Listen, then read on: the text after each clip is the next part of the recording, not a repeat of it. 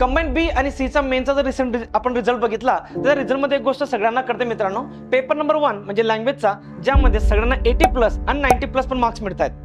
जे टॉपर लोक आहेत ज्यांच्याशी मी संभाषण केल्यानंतर एक गोष्ट कळाली ते म्हणजे पेपर 2 जीएसचा पेपर अतिशय डिफिकल्ट जातोय. म्हणजे काही असे आपले विद्यार्थी ज्यांना 80+ पेपर 1ला आहे म्हणजे लँग्वेजला, आणि पेपर 2ला फक्त 40 आणि 50 मध्ये त्यांना मिळतात मार्क्स.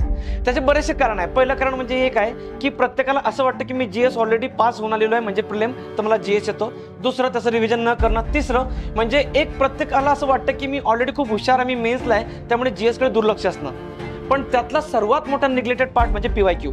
त्या पीवायक्यूवरती आम्ही संपूर्ण शाश्वतीने स्टडी करून एक 8 महिन्यामध्ये एक पुस्तक बनवलं, त्याचं नाव दिलेलं आहे इनसाइड जीएस.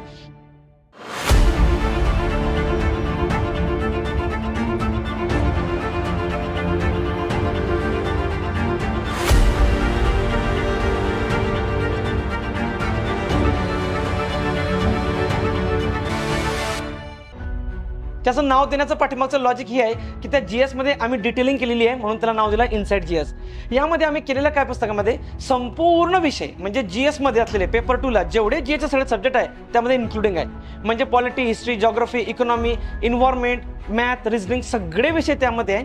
म्हणजे 2014 पासून ते 2025 पर्यंत जेवढे मेन्स एक्झामिनेशन झाले आहेत ते सगळे प्रश्न आम्ही डिटेल या पुस्तकात घेतलेले आहेत. पीवायक्यू अनालिसिसचं पुस्तक पाहिजे कशासाठी असतं, तर तो जो प्रश्न आहे, प्रश्नाचं उत्तर आणि उत्तराचं स्पष्टीकरण, अशा पद्धतीने अनालिसिसचे पुस्तक मार्केटमध्ये अवेलेबल आहेत. परंतु आपल्या पुस्तकामध्ये आपण काय केलेलं आहे की योग्य उत्तर तर एक्सप्लेन केलेलंच आहे, याच्या व्यतिरिक्त जे 3 पर्याय आहेत ते पण आपण एक्सप्लेन केलेले आहेत. आणि प्रश्न मित्रांनो त्याच्यावरतीच असतो, जे उर्वरित पर्याय राहिलेले आहेत योग्य उत्तर सोडून त्याच्यावरती पुढचा प्रश्न ठरत असतो. याचं एक उत्तम उदाहरण काय, तर बघा एसटी 2016ला प्रश्न विचारलेला आहे अखिल भारतीय किसान परिषदेवरती. मग त्याच्यामध्ये काय विचारलं की त्याचं दुसरं अधिवेशन कोणत्या ठिकाणी झालेलं होतं. मग त्या प्रश्नाचं स्पष्टीकरण कसं असायला पाहिजे की मुळामध्ये ते अखिल भारतीय किसान परिषद नेमकी कधी स्थापन झाली होती, कुणी स्थापन केली होती, त्याचे संस्थापक कोण होते, सदस्य कोणत्याचे राहिलेले होते, मग त्याचं पहिलं अधिवेशन कोणत्या वर्षी झालं होतं, कोणत्या ठिकाणी झालं होतं, त्याचे अध्यक्ष कोण होते, दुसरं अधिवेशन कोणत्या वर्षी झालं होतं, कोणत्या ठिकाणी झालं होतं, त्याचे अध्यक्ष कोण होते, ही सगळी माहिती तुम्हाला तिथं असायला पाहिजे.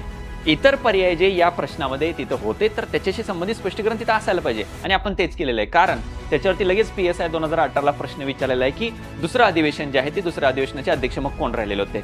त्यामुळं हे योग्य पर्याय सोडून इतर जे 3 पर्याय आपण एक्सप्लेन केलेले आहेत ते तुमचे फ्युचरचे प्रश्न असणार आहेत. ठीक आहे, पीवायक्यू पासून ते तुम्हाला NYQ म्हणजे नेक्स्ट इयर क्वेश्चन पर्यंतची लिंक लागायला पाहिजे. त्याच अनुषंगाने हे इनसाइड जीएस आपण बनवलेलं आहे. या प्रश्न आम्ही घेत असताना सोर्स हा आमचा आयोगाच्याच प्रश्नपत्रिका आहे, त्यामुळे एकही पेपर एकही प्रश्न मिस झालेला नाही. यामध्ये सगळे प्रश्न त्यात इन्क्लूड आहे. विषय म्हणजे याचं जे सेग्रिगेशन आम्ही केलेलं आहे तर त्या सेग्रिगेशन करताना सुद्धा आम्ही पूर्ण सिलेबस हा आम्ही डोळ्यासमोर ठेवलेला आहे. तर त्याचे जे चॅप्टर वाईज आम्ही जे अनुक्रमणिका आखलेली आहे ती सिलेबसनुसार आहे आणि ती पीवायक्यूनुसार आहे. हे करत असताना आम्ही एक गोष्ट सर्वात डोक्यात ठेवली, ती म्हणजे काय की मेनच्या व्यक्तीला वेळ नसतो, 3 महिन्यामध्ये मेनचा अभ्यास करायचा असतो, म्हणून एक्सप्लेनेशन हे टू द पॉईंट दिलेलं आहे. अवाजवी डेटा त्यामध्ये ऍड केलेला नाही. म्हणजे जस्ट एक्झाम्पल की जसं पॉलिटीमध्ये आम्ही 34 चॅप्टर घेतलेले आहेत. या चॅप्टरचंही लॉजिक असं आहे की प्रश्नानुसार आम्ही चॅप्टर बनवले आहेत. या 34 चॅप्टरमध्ये सपोज फंडामेंटल राईट्स म्हणजे मूलभूत हक्कांवरती जे प्रश्न आहेत तर आम्ही फक्त डिटेलिंग तेवढीच दिली आहे जेवढी प्रश्नात आहे. म्हणजे पूर्ण फंडामेंटल राईटची डिटेल आम्ही ऍड केली नाही आहे, ज्यामध्ये तुमचा वेळ वाचेल. आणि अननेसेसरी डेटा जो कामाचा नाही आहे तो आम्ही त्यातनं बाद केलेला आहे. पॉलिटीनंतर आम्ही पंचायत राजमध्ये चॅप्टर 3च आहे, तेच आम्ही ऍड केलेले आहेत. सेम थिंग लॉजमध्ये पण चॅप्टर 2च आहे, ते आम्ही ऍड केलेले आहेत.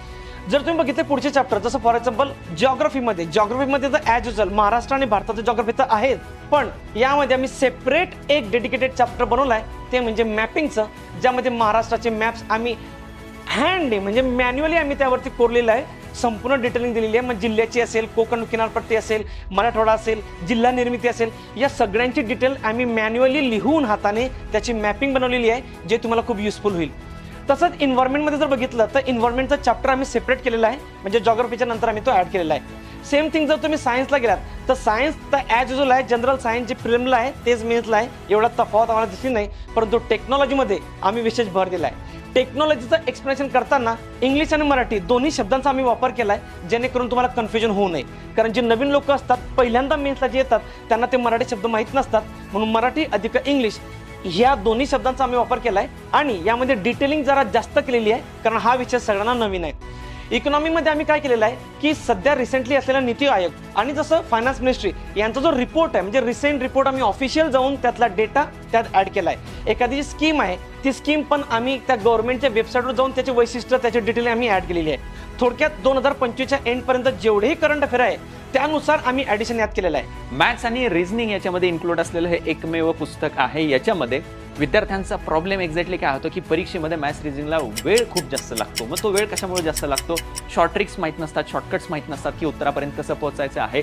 या सगळ्या short methods, short tricks use करून आपण मॅथ्स रिझनिंगचं देखील एक्सप्लेनेशन त्याच्यामध्ये ऍड केलेलं आहे. त्यामुळं एक परिपूर्ण असं पुस्तक एकमेव महाराष्ट्रातलं आपण म्हणू शकतो की ज्याच्यामध्ये सगळे विषय आपण इन्क्लूड केलेले आहेत. थोडक्यात हे जे पुस्तक आहे हे संपूर्ण कंपायलेशन केलं तर 1100 पेजेसचं आहे आणि या पुस्तकामध्ये शॉर्ट बट बेस्ट हा पूर्ण देण्याचा प्रयत्न केला आहे. एक्सप्लेनेशन इतकं सुंदर आणि इतकं टू द पॉइंट आहे, प्रत्येक व्यक्ती वाचत असताना ते पुस्तक त्याला 100% आवडेल असे पुस्तक बनवलेलं आहे. हे पुस्तक आजपासून ऑनलाईन आणि ऑफलाईन स्वरूपात संपूर्ण महाराष्ट्रामध्ये उपलब्ध आहे.